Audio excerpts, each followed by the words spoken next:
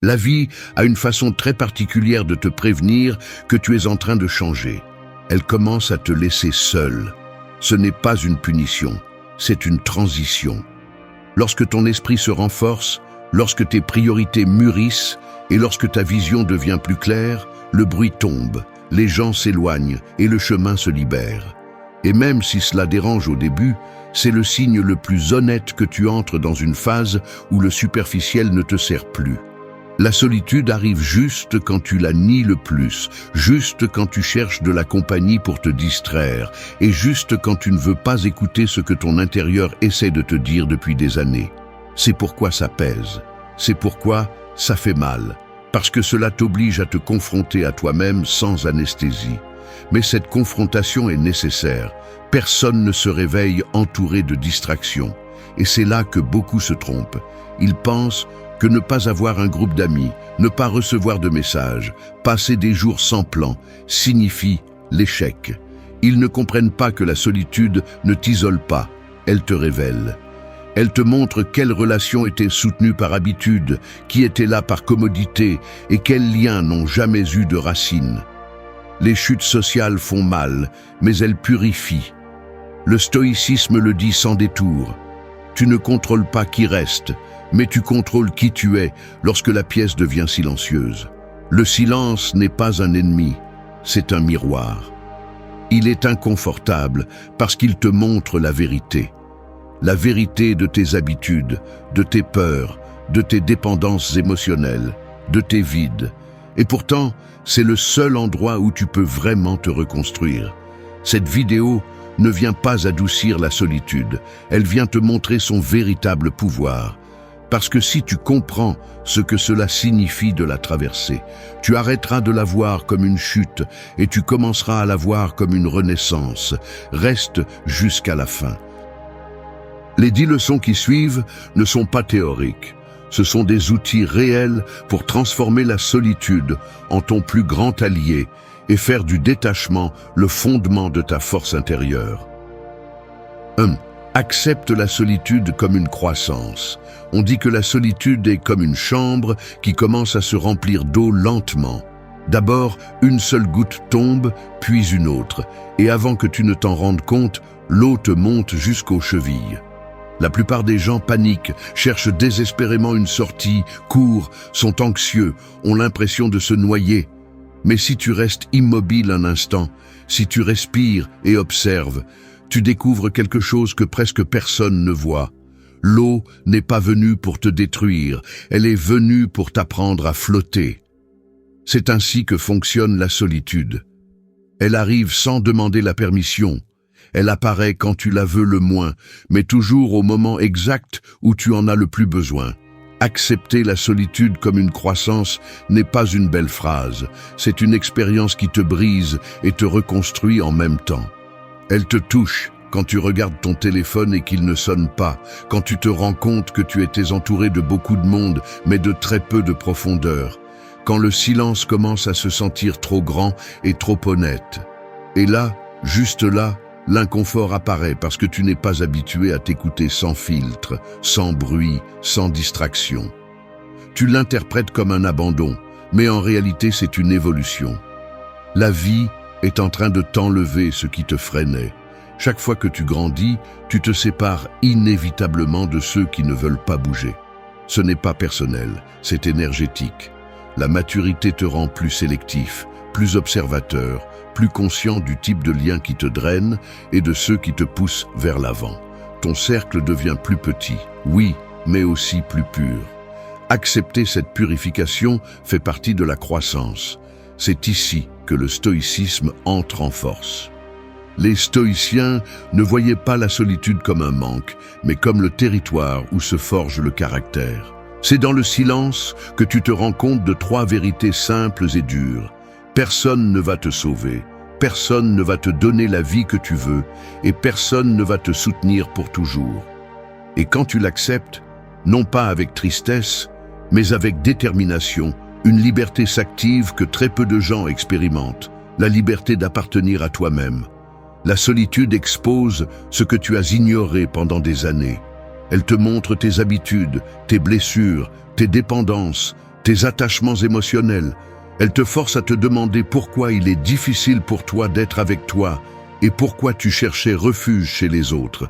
Et même si cela fait mal au début, cet inconfort est la porte d'entrée à la connaissance de soi réelle. Il n'y a rien de plus honnête que de te regarder sans masque. Accepter la solitude comme une croissance signifie aussi arrêter de chercher des distractions pour éviter de ressentir. Tu apprends à être seul sans te sentir vide, à apprécier ton esprit sans peur, à t'écouter sans te juger. Tu commences à reconnaître ce dont tu as vraiment besoin, pas ce que le monde t'a dit que tu avais besoin. Et cela change tout, parce que lorsque tu construis la paix à l'intérieur, tu n'acceptes plus n'importe quelle compagnie juste pour éteindre l'anxiété. Le plus puissant de cette étape est qu'elle te rend exigeant avec toi-même et avec tes relations. Pas à partir de l'ego, mais à partir de la clarté. Tu comprends que tu préfères la qualité plutôt que la quantité, la profondeur plutôt que la présence superficielle, le silence plutôt que le bruit déguisé en compagnie. Lorsque tu acceptes la solitude sans résistance, tu commences à vivre à partir du choix et non de la peur.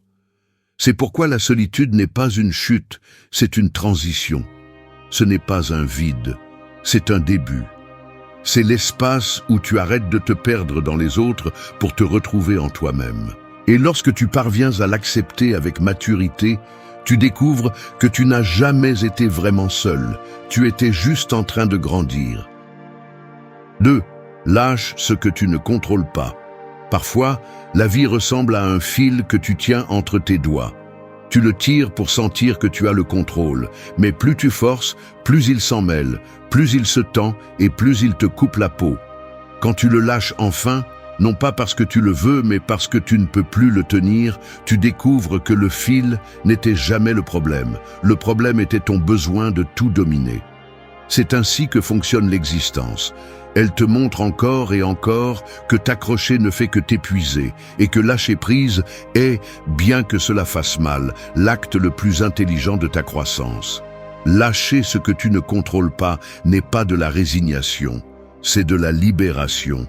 C'est comprendre que, malgré tous tes plans, malgré toutes tes anticipations de scénarios, malgré ton désir de faire correspondre chaque pièce à ta manière, tu n'as pas de pouvoir sur la volonté des autres, ni sur les circonstances qui changent sans prévenir, ni sur le comportement de ceux qui t'entourent, ni sur les décisions que d'autres prennent dans ton dos. La seule chose que tu contrôles est ton esprit, ta réaction et ton comportement. Le reste est de la fumée que tu essaies d'attraper avec tes mains. La plupart des gens souffrent parce qu'ils veulent gouverner ce qui ne leur appartient pas. Ils insistent pour que quelqu'un change, ils espèrent qu'une relation s'améliore, ils imaginent qu'une opportunité perdue va revenir. Ils luttent contre des situations qui sont déjà closes ou qui n'ont jamais vraiment été entre leurs mains. Ils s'épuisent, se frustrent, se perdent dans une bataille que personne ne gagne. Le stoïcisme est clair à ce sujet. Ta liberté commence lorsque tu acceptes la vérité sans la négocier. Tu ne peux rien contrôler en dehors de toi. Lâcher prise ne signifie pas que tu ne te soucies pas. Cela signifie que tu ne vas pas te sacrifier mentalement pour ce qui n'est pas sous ta direction. Cela signifie que tu es prêt à admettre que la vie ne te doit pas d'explication et que tes désirs ne déterminent pas le résultat des choses. Cela signifie que tu choisis ta paix au-dessus de ton besoin d'avoir raison ou de maintenir des liens qui ne veulent plus être maintenus. Quand tu comprends cela, quelque chose en toi change. Tu arrêtes d'insister là où il n'y a plus de place pour insister. Tu arrêtes d'attendre des messages qui n'arrivent pas. Tu arrêtes de vouloir convaincre celui qui n'écoute pas. Tu arrêtes de te tourmenter pour des décisions qui ne dépendent pas de toi. Et même si au début cela ressemble à une perte, ce que tu gagnes réellement, c'est de l'énergie, de la clarté et de la dignité. Lâcher ce que tu ne contrôles pas te redonne de la concentration. Tu commences à utiliser ta force sur ce que tu peux modifier, tes habitudes, ta discipline, ta mentalité, tes limites, ta façon de réagir, ta façon de construire ton avenir. Ce changement est si puissant que beaucoup de personnes autour de toi ne sauront pas comment gérer ta nouvelle tranquillité. Quand tu ne te laisses plus perturber par le moindre détail, Quand tu ne te laisses plus entraîner dans des discussions inutiles, quand tu ne cherches plus de réponses là où il n'y a pas de volonté, tu deviens plus fort que jamais. Le détachement stoïcien n'est pas de la froideur, c'est de la sagesse. C'est la capacité de regarder une situation objectivement et de dire « cela ne dépend pas de moi » et donc je ne vais pas m'épuiser à essayer. C'est prendre des décisions à partir du calme et non de l'anxiété. C'est marcher sans porter le poids de ce que les autres ont choisi ou ont cessé de choisir. Quand tu lâches ce que tu ne contrôles pas, tu récupères de l'espace pour grandir. Ton esprit respire, tes émotions se rangent, ta vie s'aligne. Tu arrêtes de te battre avec des ombres et tu commences à construire avec des faits. Et là, tu comprends que le véritable pouvoir n'est pas de contrôler le monde, mais de te contrôler toi-même. Parce qu'à la fin, celui qui apprend à lâcher prise cesse de perdre et commence enfin à avancer. 3. Remplace seul par avec moi. La plupart des gens vivent la solitude comme quelqu'un qui regarde une pièce vide et se convainc qu'il n'y a rien pour lui. Mais si tu observes bien, tu remarqueras quelque chose de différent. Cet espace n'est pas vide, il est rempli de toi. Ce qui se passe, c'est que tu es tellement habitué à te définir par les personnes qui t'entourent que tu as oublié qui tu es quand personne ne t'accompagne. Et c'est là le véritable conflit. Tu n'es pas seul, tu es avec toi et tu ne sais pas comment te traiter. Changer seul par « avec moi » est un changement mental qui transforme complètement ta relation avec la solitude. C'est arrêter d'interpréter le silence comme un abandon et commencer à le voir comme une présence propre. C'est comprendre que la compagnie la plus importante ne vient pas de l'extérieur, elle vient de ton dialogue interne, de tes décisions et de ta façon de te soutenir émotionnellement quand personne d'autre ne le fait. Ce changement n'est pas facile, car il exige de la maturité, de la sincérité et un niveau de responsabilité personnelle qui fait mal au début, mais libère ensuite. Quand tu dis « je suis seul », tu te mets en position de victime, comme si la vie t'avait laissé en dehors de tout. Quand tu dis « je suis avec moi », tu te mets en position de pouvoir. Tu reconnais que ta présence a de la valeur, que ton esprit a une voix et que ta stabilité dépend de toi, pas du bruit extérieur. Les stoïciens l'avaient bien compris, l'individu qui parvient à être suffisant dans son propre espace est pratiquement invincible, car son bien-être ne dépend pas des variations émotionnelles des autres. Ce changement mental implique que tu arrêtes de courir après les distractions, que tu arrêtes de chercher de la compagnie pour combler les vides, que tu arrêtes d'accepter n'importe quelle conversation simplement parce que tu as peur de rester en silence. Quand tu commences à être vraiment avec toi, tu apprends à reconnaître tes émotions sans fuir. Tu acceptes tes pensées même si elles sont dérangeantes et tu découvres que beaucoup de tes blessures sont nées d'avoir évité ta propre voix pendant trop longtemps. Changer seul par « avec moi » signifie aussi apprendre à construire une relation interne saine. Te parler fermement quand tu tombes dans ton propre piège mental. Te confronter quand tu te sabotes. Te discipliner quand tu perds le cap. Prendre soin de toi quand personne d'autre ne sait ce que tu traverses. Être avec toi n'est pas te ménager, c'est exiger. Ce n'est pas te dire ce que tu veux entendre, c'est te dire la vérité que tu dois accepter. C'est à ce moment-là que tu découvres une réalité dure mais nécessaire. Beaucoup de gens cherchent de la compagnie parce qu'ils ne supportent pas d'être seuls avec leurs propres pensées. Et si tu ne peux pas être avec toi-même, comment espères-tu construire des relations authentiques avec les autres ? Comment vas-tu offrir de la stabilité si tu ne peux même pas te soutenir émotionnellement quand la pièce devient silencieuse? Quand tu changes seul par « avec moi », la solitude cesse d'être un trou et devient un terrain fertile. Tu commences à te connaître vraiment. Tu découvres ce que tu aimes sans influence extérieure. Tu comprends tes limites, tu reconnais tes blessures et aussi ta valeur. Tu commences à construire une identité, un caractère et une présence interne que personne ne peut te prendre. Tu deviens plus sélectif, plus conscient et plus fort. Et le plus important, tu arrêtes d'avoir besoin de compagnie pour te sentir complet. Tu l'as choisi. non pas parce que tu as besoin de quelqu'un, mais parce que ta vie est déjà en ordre avec toi à l'intérieur. De cette position, tes relations s'améliorent, tes décisions deviennent plus claires et ton énergie reste plus propre. Parce que quand tu apprends à être avec toi, tu n'acceptes pas n'importe quoi par peur d'être seul. C'est ainsi que ça fonctionne. Le jour où tu changes ce mot, le jour où tu décides d'être avec toi au lieu de fuir de toi, tu commences à guérir. 4. Commence la journée en silence intérieur. L'esprit, au réveil, ressemble à une ville avant l'aube. Tout est sombre, calme, arrêté, comme si le monde entier inhalait avant de commencer à bouger. Mais il suffit que tu ouvres les yeux pour que cette ville se remplisse de trafic, de bruit, de tâches en attente, de souvenirs, d'anxiété, de conversations imaginaires et de préoccupations que tu n'as pas demandées. Si tu n'apprends pas à maîtriser ce moment initial, la journée te traîne. Si tu le contrôles, la journée t'appartient. C'est pourquoi commencer par un silence intérieur n'est pas un luxe spirituel. C'est une stratégie de survie mentale. Le problème est que beaucoup de gens commencent leur matinée comme s'ils étaient des soldats lancés dans une bataille sans armure. Ils sautent du lit directement au téléphone, se remplissent la tête de messages, de nouvelles, de problèmes d'autrui et de vies qui ne sont pas les leurs. Ils laissent le monde décider du ton de leur journée avant même de le décider eux-mêmes. C'est la racine du chaos émotionnel qu'ils portent. Ce ne sont pas leurs circonstances, c'est leur manque de silence. Commencer la journée avec un silence intérieur signifie choisir consciemment de ne pas laisser le bruit entrer en premier. Cela signifie donner la priorité à ton esprit plutôt qu'au monde.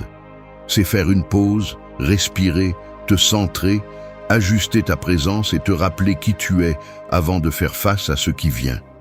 Les stoïciens avaient ce rituel même sans l'appeler ainsi. Ils consacraient les premiers instants de la journée à organiser leurs pensées, à diriger leur esprit vers le calme, à se préparer intérieurement pour les défis inévitables. Ce silence n'est pas du mysticisme, c'est de la concentration.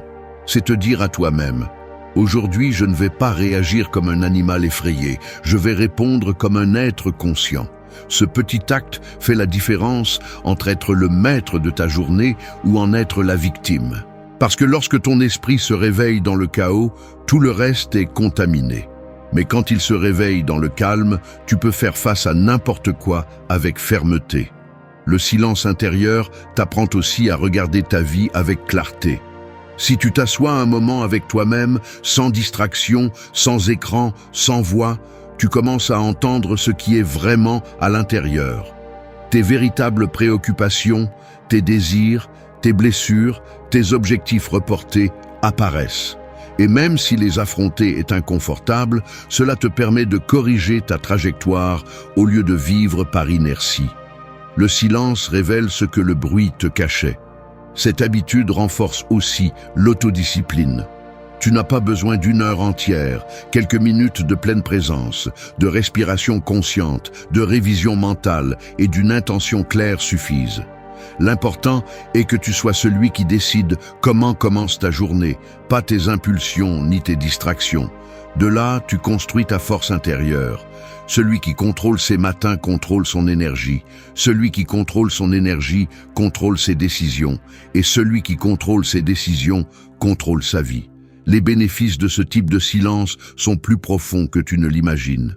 Tu deviens moins réactif, moins dépendant des stimuli externes, moins vulnérable au désordre émotionnel des autres. Tu te déplaces avec fermeté. Ton esprit se sent plus léger, comme si tu avais plus d'espace pour penser, décider et agir. Rien n'entre sans filtre, rien ne t'entraîne sans permission. Commencer la journée en silence intérieur te prépare aussi à gérer la solitude depuis un endroit plus fort. Si tu peux soutenir tes pensées le matin, tu peux te soutenir toi-même à n'importe quel moment de la journée. La solitude cesse de se sentir comme un vide et devient un espace que tu sais habiter, un terrain où tu ne te perds pas, mais où tu te trouves. Lorsque tu fais du silence ton point de départ, tout le rythme de ta vie change. 5. Réfléchis chaque soir. La nuit a une manière particulière de dévoiler la vérité. Quand le monde s'éteint, les lumières s'atténuent et le bruit extérieur se dissipe, ton esprit se retrouve face à toi sans déguisement. C'est comme un miroir qui n'apparaît que lorsque l'obscurité tombe, un miroir que tu ne peux pas éviter de regarder. C'est là que naît la réflexion, à cet instant où tu ne peux plus te cacher derrière des occupations, des conversations ou des distractions. La nuit est l'examen que tu te fais à toi-même, même si tu ne le veux pas. Réfléchir chaque soir n'est pas un rituel romantique, ni un exercice spirituel exagéré. C'est l'une des pratiques les plus puissantes pour rester conscient de ton chemin. Car il ne suffit pas de vivre, il faut revoir comment on vit. La plupart des gens passent leur journée comme des vagues répétées, sans prendre le temps de réfléchir à ce qu'ils ont bien fait, à ce qu'ils ont mal fait, aux décisions qu'ils ont prises sur un coup de tête, aux émotions qu'ils ont portées sans les traiter, ou aux actes qu'ils ont répétés qui les éloignent de ce qu'ils veulent vraiment. Et puis, ils se demandent pourquoi ils ne changent pas. La réflexion nocturne fonctionne comme un filtre qui nettoie tout ce que tu as accumulé pendant la journée. Elle te permet de voir tes erreurs sans te condamner, tes réussites sans gonfler ton ego et tes émotions sans les déguiser. C'est un espace où l'esprit s'organise et se confronte à lui-même avec honnêteté. Les stoïciens la considéraient comme un outil essentiel. Ils révisaient leurs actions quotidiennes pour se corriger, se comprendre et s'améliorer. Ils ne cherchaient pas la perfection, ils cherchaient la clarté. Réfléchir chaque soir t'aide aussi à affronter tes ombres. Ce que tu évites pendant la journée revient toujours la nuit. Tes doutes, tes insécurités, tes peurs, tes conversations en suspens avec toi-même. Et même si cela est inconfortable, c'est dans cette confrontation que tu grandis. Tu ne peux pas te transformer si tu ne t'observes pas. Tu ne peux pas guérir si tu ne reconnais pas ce qui te blesse encore. Tu ne peux pas avancer si tu nies les parties de toi qui ont besoin d'attention. Cette habitude te protège également de vivre en pilote automatique. Elle te force à te demander si tu as agi en fonction de tes valeurs ou de ton impulsivité, si tu as tenu ta parole ou si tu t'es trahi, si tu as pris soin de toi émotionnellement ou si tu t'es abandonné pour plaire aux autres. Chaque nuit est une occasion de reprendre le contrôle, de corriger le cap et de renforcer ton engagement envers toi-même. Le manque de réflexion est à l'origine des regrets futurs. Elle t'aide aussi à cultiver l'autocontrôle. Lorsque tu révises tes actions avec sincérité, tu commences à remarquer des schémas qui passaient auparavant inaperçus. Des réactions répétitives, des émotions accumulées, des décisions précipitées. La réflexion ne change pas ce que tu as fait, mais elle change ce que tu feras demain. Car voir tes échecs en face te force à te discipliner, à être plus conscient de tes impulsions et à arrêter de justifier ce que tu sais qui te nuit. Réfléchir chaque soir renforce ta relation avec la solitude. Elle t'apprend à habiter le silence sans peur, à t'écouter sans fuir, à te comprendre sans te juger. C'est la pratique qui te connecte à ta conscience réelle, à la version de toi qui observe au lieu de réagir, qui corrige au lieu de blâmer, qui apprend au lieu de répéter. C'est une conversation silencieuse mais profonde, la conversation la plus importante que tu auras dans ta vie. Lorsque tu fais de la réflexion nocturne une habitude quotidienne, ta vie change parce qu'elle cesse d'être un ensemble de jours répétés et commence à devenir un processus conscient. Tu ne te lèves plus pour improviser, tu te lèves avec une direction. Tu ne finis plus la journée vide, tu la finis avec un sens. Tu ne répètes plus les erreurs par inertie, tu les corriges à la racine. Réfléchir chaque soir n'est pas regarder le passé. 6. Prends soin de ton régime émotionnel. Les émotions que tu consommes sont comme la nourriture que tu mets dans ton corps. Certaines te nourrissent, d'autres t'enflamment, et d'autres simplement t'empoisonnent sans que tu t'en rendes compte. La plupart des gens passent leur vie à manger des déchets émotionnels et se demandent ensuite pourquoi ils se sentent épuisés, vides, irrités ou confus. Tout comme avec la nourriture, la qualité de ce que tu laisses entrer détermine la qualité de ton état interne. Ton esprit peut être un temple ou une décharge, selon ce que tu permets d'y entrer. Prendre soin de ton régime émotionnel signifie assumer la responsabilité de l'énergie que tu consommes chaque jour. Je ne parle pas seulement de personnes, je parle de pensées, de nouvelles, de conversations, de souvenirs, de réseaux sociaux, d'idées que tu te répètes, d'histoires que tu te racontes, d'environnements que tu tolères et d'émotions que tu choisis de retenir, comme si elles faisaient partie de ton identité. Les gens pensent que l'esprit souffre de grands événements. Mais ce qui détruit le plus, ce sont les petites doses de toxicité qui s'accumulent sans que tu t'en rendes compte. Un commentaire malveillant que tu gardes, une comparaison que tu te fais, une critique que tu répètes dans ta tête, une attente qui te frustre, un lien qui te draine goutte à goutte. Cela te consume plus que n'importe quelle tragédie ponctuelle. Le stoïcisme est clair sur ce point. Tu ne peux pas contrôler le monde, mais tu peux contrôler ce que tu décides de laisser t'affecter. Tu es responsable de ce qui nourrit ton état mental. Si tous les jours tu consommes du drame, de l'anxiété, des plaintes, de la négativité et du bruit, tu ne peux pas t'attendre à ressentir la paix, la clarté ou la stabilité. Ton émotion dominante sera toujours le reflet de ton régime émotionnel quotidien. Prendre soin de ce régime implique également d'éliminer ce qui te contamine.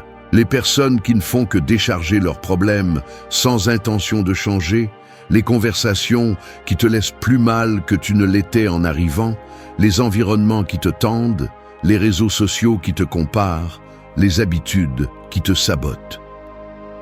Le détachement émotionnel commence lorsque tu reconnais que certaines choses ne devraient pas avoir accès à toi. Non pas parce que tu es froid, mais parce que tu te valorises suffisamment pour ne pas permettre à des forces externes de manipuler ton état intérieur. Tu dois également revoir tes propres pensées. Beaucoup de ce qui te fait mal ne vient pas des autres, cela vient de toi. Cela vient de ce que tu te dis, de la façon dont tu interprètes ce qui se passe, des scénarios catastrophiques que tu inventes, des souvenirs que tu revives sans nécessité, des histoires que tu te racontes sur toi-même.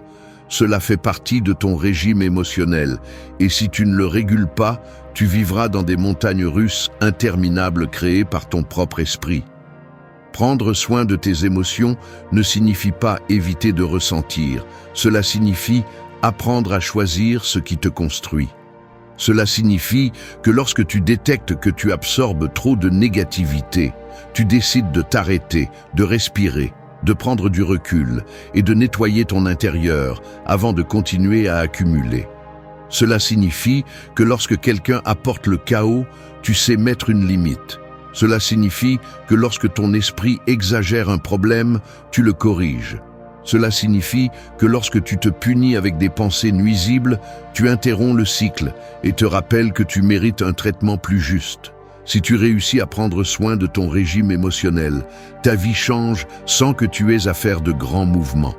Tu te sens plus léger, plus libre, plus concentré. Tu ne te laisses pas intoxiquer par des petites choses, tu ne te laisses pas submerger par n'importe quel conflit, et tu ne te laisses pas entraîner dans des situations qui ne méritent pas ton énergie. Tu commences à vivre de manière plus consciente, plus solide, plus stable. Le plus important est que cette pratique renforce ta relation avec toi-même. La solitude devient plus supportable lorsque ton intérieur est propre, ordonné et nourri. 7. Remercie ce qui s'en va. La vie fonctionne comme une maison avec des fenêtres qui parfois s'ouvrent toutes seules. Peu importe combien tu veux les garder fermées, il arrive un moment où le vent pousse, la lumière entre et quelque chose à l'intérieur change pour toujours. Et quand cette fenêtre s'ouvre, il y a toujours quelque chose qui s'en va, une personne, une illusion, une étape, un lien, une idée de toi-même. Ce qui est curieux, c'est que la plupart des gens courent pour la fermer sans réfléchir, essayant de retenir ce qui est déjà en train de s'échapper, essayant d'arrêter l'inévitable. Mais ce qu'ils ne comprennent pas, c'est que ce qui s'en va te libère aussi. Remercier ce qui s'en va n'est pas un acte d'indifférence, c'est un acte de sagesse. Cela signifie accepter que le processus de croissance n'est jamais statique, que mûrir implique de perdre, que progresser implique de lâcher prise, et que la vie t'enlève ce qui ne correspond plus à la personne que tu es en train de devenir. Les gens ont tendance à croire que quand quelqu'un s'éloigne, quelque chose ne va pas chez eux, mais en réalité, parfois ce qui s'en va ne correspond simplement plus à ton niveau actuel de conscience. Non pas parce que tu es meilleur ou pire, mais parce que tu es sur une autre fréquence. Les adieux font mal, bien sûr, mais la douleur n'a pas à te rendre amer. Elle peut te rendre conscient. Chaque perte apporte une leçon, une alerte, un rappel, un ajustement nécessaire. Le stoïcisme le rend clair, tu ne peux pas contrôler ce qui s'en va, mais tu peux contrôler l'interprétation que tu fais de ce départ. Tu peux la transformer en une blessure, ou tu peux la transformer en un maître. Remercier ne nie pas la douleur, il l'ordonne. Remercier ce qui s'en va t'aide à voir la réalité avec moins d'attachement et plus de clarté. Il t'enseigne que tout n'est pas conçu pour durer éternellement, qu'il y a des personnes qui arrivent juste pour t'enseigner une partie de toi, qu'il y a des relations qui accomplissent leur cycle, qu'il y a des liens qui étaient seulement nécessaires pour une étape spécifique et que, une fois qu'ils ont accompli leur but, la vie les déplace pour te permettre d'évoluer. Résister ne fait que t'épuiser, mais remercier te libère. Ce type de gratitude t'aide aussi à arrêter d'idéaliser ce que tu as perdu. Il est facile de regarder en arrière et de penser que tu étais plus heureux avant, que tu avais plus de compagnie, que la vie était plus stable avec cette personne ou cette situation. Mais si c'était le cas, cela n'aurait pas changé. Si quelque chose est parti, c'est parce qu'il était déjà usé, incomplet, forcé ou en désaccord avec ton chemin. La vie ne se trompe pas dans ce qu'elle te prend. Elle se trompe seulement dans ce que tu t'obstines à retenir. Remercier ce qui s'en va renforce aussi ton identité. Il te force à te concentrer plus sur ce qui reste que sur ce qui disparaît, à valoriser ta capacité à te reconstruire, à reconnaître ta résilience, à comprendre que tu ne dépends de personne pour maintenir ta paix. Quand tu remercies, tu récupères du pouvoir. Tu dis en silence, « Je ne contrôle pas ton départ, mais je contrôle mon interprétation et ma croissance. » C'est la maturité émotionnelle à l'état pur. Peut-être que le plus puissant est ce qui suit. Quand tu remercies, tu envoies un message à l'univers que tu es prêt à recevoir quelque chose de mieux aligné avec toi. Les portes ne s'ouvrent pas tant que tu t'accroches à celles qui ne devraient plus être là. Les nouvelles opportunités n'entrent pas tant que tu retiens l'ancien par peur. La gratitude agit comme un signal, une déclaration énergétique qui dit « Je suis disponible pour quelque chose de plus vrai, de plus sain, de plus cohérent avec ce que je suis. » 8. Pratique le silence conscient. Le silence n'est pas l'absence de son, c'est la présence de vérité. Il y a des moments dans la vie où le bruit extérieur semble être une avalanche qui te pousse sans te laisser d'espace pour respirer. Mais si tu arrêtes le monde pendant quelques secondes et que tu restes en silence, ce silence devient un phare qui éclaire ce qui est vraiment en toi. Le silence conscient n'est pas vide, c'est un outil. Et celui qui apprend à l'utiliser cesse de vivre en réagissant et commence à vivre en décidant. Pratiquer le silence conscient signifie s'entraîner à ne pas répondre immédiatement, à ne pas absorber l'énergie des autres, à ne pas laisser l'impulsion prendre des décisions que tu regretteras plus tard. Le silence n'est pas passivité, c'est stratégie. La plupart des gens parlent trop, pensent trop, s'inquiètent trop et agissent dans l'urgence. Mais celui qui maîtrise le silence est capable d'observer avant d'agir, capable de lire les situations sans se laisser kidnapper par les émotions, capable de rester ferme même au milieu du chaos. Le silence conscient est une pause mentale où tu choisis de ne pas tomber dans les provocations, de ne pas t'accrocher à des paroles vides, de ne pas suivre des conversations qui ne mènent à rien. C'est un arrêt net qui interrompt tes anciens schémas, ceux qui te faisaient exploser, réagir ou te justifier chaque fois que quelqu'un touchait une blessure émotionnelle. Les stoïciens comprenaient ce pouvoir. Ils savaient que celui qui a le contrôle de son silence a le contrôle de sa vie. Ce type de silence n'est pas se taire par peur, c'est se taire par maîtrise de soi.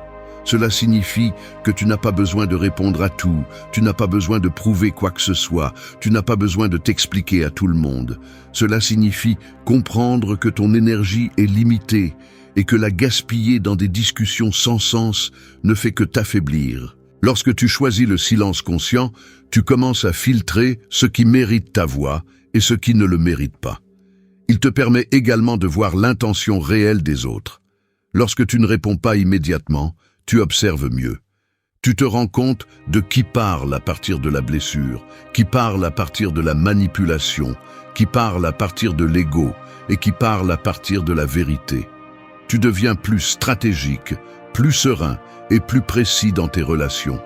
Le silence révèle ce que les mots tentent de cacher. Pratiquer le silence conscient te renforce également à l'intérieur. Il te connecte avec toi-même. Il t'aide à écouter tes pensées sans les déguiser avec du bruit extérieur. Il te permet de ressentir tes émotions sans qu'elles te dominent. Il t'oblige à reconnaître ce qui te dérange en silence avant qu'il ne sorte sous forme d'impulsivité. Il t'apprend à t'écouter avant de parler. Et quand tu apprends à t'écouter, tu ne vis plus en pilote automatique. Cette habitude t'aide également à rompre des relations qui te drainent. Lorsque tu gardes le silence devant quelqu'un qui espérait te manipuler, tu te rends compte que le pouvoir change de main. Lorsque tu choisis de te taire face à un conflit inutile, tu reconnais que ta paix vaut plus que ton orgueil. Lorsque tu observes en silence ceux qui t'entourent, tu découvres qui mérite vraiment ton énergie. Le silence te protège. Et le plus important, le silence conscient finit par donner de la clarté à ta solitude. Sans bruit, tu distingues qui tu es, ce que tu désires, ce que tu ressens et ce dont tu as besoin. Tu arrêtes de chercher des réponses à l'extérieur parce que tu les trouves à l'intérieur. Tu arrêtes d'attendre la validation parce que tu t'écoutes toi-même. Tu arrêtes de poursuivre la compagnie pour échapper au bruit mental parce que tu apprends à éteindre ce bruit de l'intérieur. Pratiquer le silence conscient transforme la façon dont tu te relates au monde. Danke, dass du bis zum Ende des Videos geblieben bist. Wenn du alles gesehen hast, kommentiere, ich bin stoisch, als unser geheimes Zeichen, um zu wissen, dass du ein wahrer Schüler des Stoizismus bist. Vergiss nicht, den Kanal zu abonnieren und das Video zu liken, wenn es dir gefallen hat. Wir sehen uns im nächsten Video und denke daran, kultiviere weiterhin deinen stoischen Geist.